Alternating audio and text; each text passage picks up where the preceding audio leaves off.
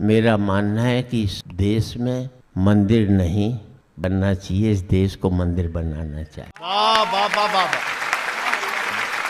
हम मूर्ख लोग हैं जो अपनी बनाई हुई मूर्त पर तो करोड़ों रुपया बर्बाद करते हैं।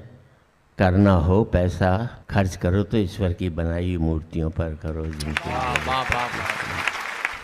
अच्छा मिश्रा जी, इतनी महिलाएं हैं, एक की साड़ी एक का सूट दूसरे से नहीं मिलेगा, देख लेना।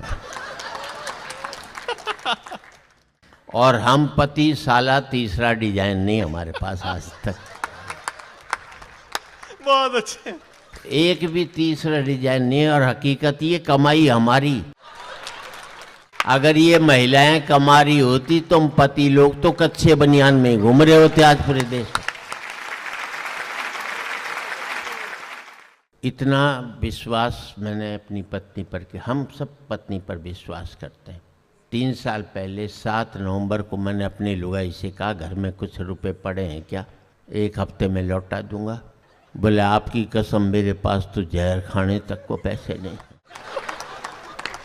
मैं देख किसी कोने में पड़े होंगे।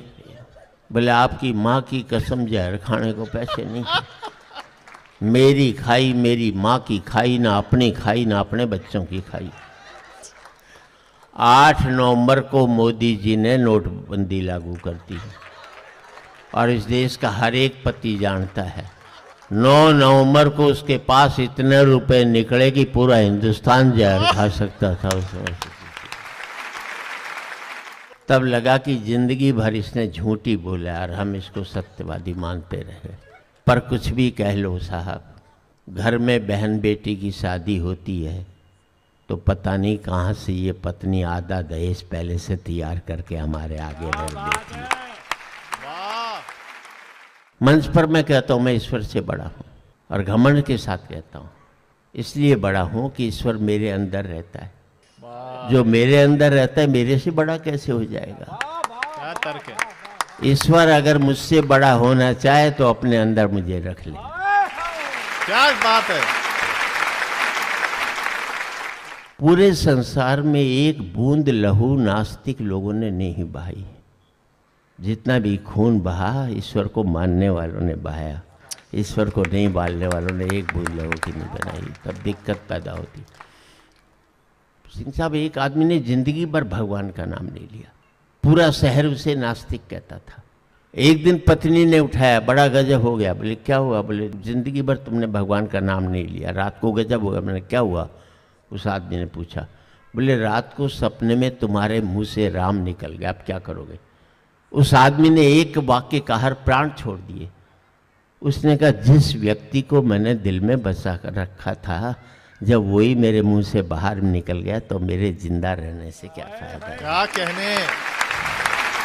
वाह वाह वाह वाह वाह वाह वाह। एक संत के यहाँ बैठा था, वो बोलो जोर जोर से राम बोलो राम बोलो राम बोलो। और सब लोग राम राम राम। मैं चुपचाप बैठा रहा।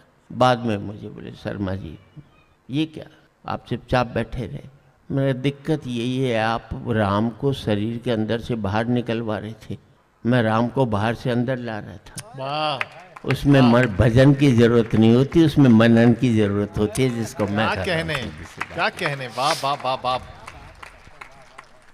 हरियाणा में 100% बेटे बाप की बात मानते हैं और किसी स्टेट में नहीं मानते। सही बात है।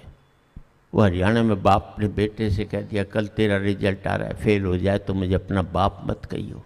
छोरा बोला ठीक। अगले दिन बेटा आया, बाप ने पूछा क्या रिजल्ट आ। बोले छोड़ना, राम प्रसाद क्या करेगा पूछ कर।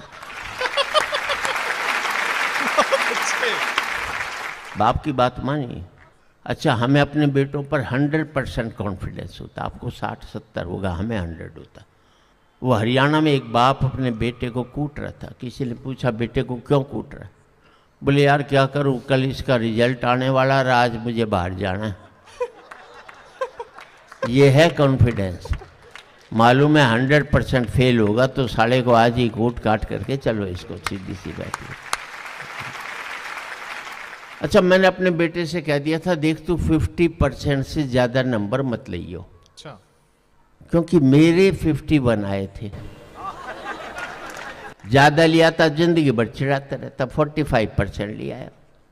95 लिया तो अमेरिका भाग लेता, 45% लिया, साला मुझे दिल्ली छोड़कर गाजियाबाद नहीं जा सकता, आह, क्या बात है। मेरा सुख ये नहीं है कि मेरा बेटा अमेरिका में 5 लाख रुपया महीना कमा रहा है। मेरा सुख ये है कि मेरा बेटा 50,000 रुपया महीना कमा रहा है, लेकिन शाम का खाना मेरे साथ बैठ कर के खा रहा है। क्या कहने। और हकीकत ये दोस्तों, तालियां इस बात पर चाहूँगा कि हम बच्चों को इतना लायक बनाते हैं कि बाद में हम उनके लायक नहीं रहते। क्या बात है, क्या बात है। ये हम पढ़े लिखे लोगों की मूर्खता है जो हम लोग करते रहे हैं। आपके हिंदी दिवस होता है, सब कुछ होता है, सवाल पूछते हैं बच्चे, IIT के पूछते हैं क्यों कराएं हिंदी के कार्यक्रम, पेट तो अंग्रेजी बढ़ती, वाजिब सवाल है उनका। लेकिन मैं जवाब देता हूँ, जवाब अच्छा लगे तो आपका समर्थन चाहिए। मैं बेटे इसलिए कर लेना हिंदी के, मैं मानता हूँ अंग्रेजी तुम्हें काट देती है, पर हमारी भारतीय भाषाएं तुम्हें संस्कार देती है। वाह। अगर बेटा राम को नहीं जान पाएगा तो एक दिन अपने बाप को भी नहीं जान पाएगा, समझ लेना। हमारी जो भी भाषा हो, राजस्थानी हो, गुजराती हो, मराठी हो, बंगाली हो, हमें संस्कार से जोड़ती है। अगर आपकी भाषा आपको नहीं आती आपके बच्चे को, तो आपका बच्चा एक दिन आपका नहीं रहने वाला, ये मान लेना। पति और पत्नी अलग बैठे हैं, अगर देश में लॉकडाउन नहीं होता तो ये साथ साथ बैठते आज। क्या बात है, वाह। तो इतनी ऊब चुके हैं एक दूसरे की शक्ल देख करके कि साथ बैठना भी एक तरह से इनको दहशत सा महसूस होता है। तो ये वाह वाह वाह। चुनाव हुए, बिहार में हुए, मुझे भी किसी ने कहा तुम भी चुनाव लड़ लो। मैंने कहा मैं नहीं लड़ता। बोले क्यों नहीं लड़ते? मैंने कहा यार, जब देश की जनता को हमने प्यार से जीत लिया हो तो हमें लड़कर जीतने की क्या जरूरत? क्या कहने, क्या कहने, वाह। दिक्कत इस मुल्क में ऐसी हुई, कई बार मुझे ऐसे लगता है कि इस देश में लोकतंत्र को खतरा नहीं है। जैसे जैसे लोग चुनकर आते हैं, लगता है कि लोकतंत्र की वजह से देश को खतरा होने पैदा हुए। यहाँ पर हर चुनाव में राजनीति जीत जाती है और मुल्क हार जाता है। क्या कहने। कोई ऐसा चुनाव हो जिसमें मुल्क जीत जाए, राजनीति हार जाए, तो बहुत बड़ी बात होती वाह है। वाह वाह वाह वाह। दिक्कत अब इन दिनों हमारे साथ ऐसी है कि झूठ बोला नहीं जाता, सत्य बोलें तो देशद्रोही कहा जाता है। तो चुप रहना ही ज़्यादा श्रेष्ठ है, जिसमें मैं अपने आप को साबित कर सकूं। एक की पंक्ति बहुत अच्छी कि राजा बोला ये रात है, मंत्री बोला ये रात है, अफसर बोले ये रात है, मीडिया बोला ये रात है, और ये सुबह सुबह की बात है। क्या व्यंग्य। तो सबसे बड़ी उपलब्धि है, मैं यहाँ पर, मैं जितने भी लोग बैठे हैं, मैं सबसे कम उम्र का हूँ। अच्छा। हंसने की बात नहीं, मैं बची हुई उम्र की बात करता हूँ, खर्ची हुई उम्र की क्या बात बात नहीं है। करता। संपत्ति वो नहीं होती जो हमने खर्च कर ली, संपत्ति वो होती है जो हमारी बची हुई होती है। बची उम्र की संपत्ति मेरे पास कम है, इसलिए सबसे कम उम्र। वाह, क्या बात है। और वैसे भी आप कब तक जिए ये महत्वपूर्ण नहीं है, कैसा जिए ये महत्वपूर्ण है। वाह।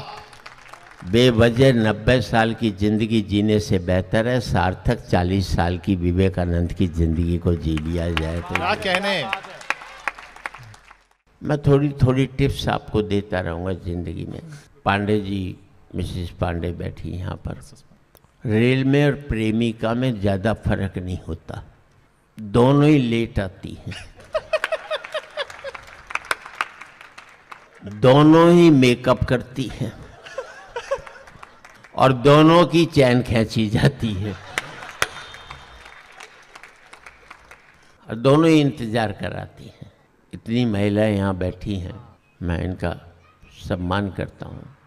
इतना अत्याचार पुरुषों पर महिलाओं ने किया, कहने में भी दहशत पैदा होती है। जितने युद्ध कराए महिलाओं ने कराए मरे हम। पूरी महाभारत देख लीजिए, द्रौपदी जी की वजह से हुई, अपना कोई लेना देना नहीं था। अगली बाल खोलकर बैठ गई थी बस।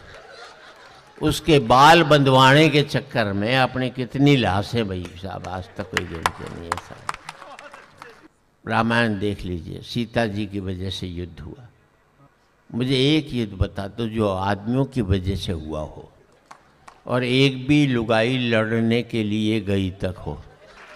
लड़ने की छोड़ो तो इसने लड़ने की सोची तक नहीं। हम ही पटापट मरते रहे, इन्होंने कभी आज तक जिंदगी में नहीं।